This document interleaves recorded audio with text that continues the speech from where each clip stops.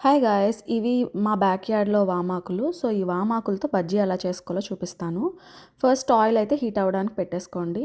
Next శనగపిండి తీసుకోండి. ఇది మీరు ఇలాగ జల్లెడ వాడితే మీకేంటంటే ఉండలు లేకుండా కట్టుకోవచ్చు పిండిని.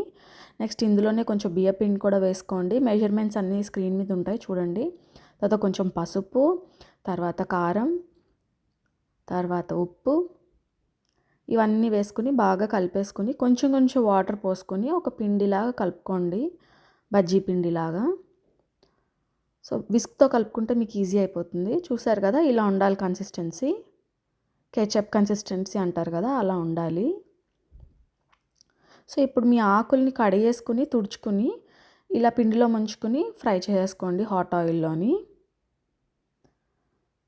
వెంటనే తిప్పొద్దు, ఒక 1 మినిట్ అయిన తర్వాత తిప్పండి. రెండు వైపులా బాగా ఫ్రై చేసేసుకుంటే మీ వామాకు బజ్జీ రెడీ అయిపోతుంది.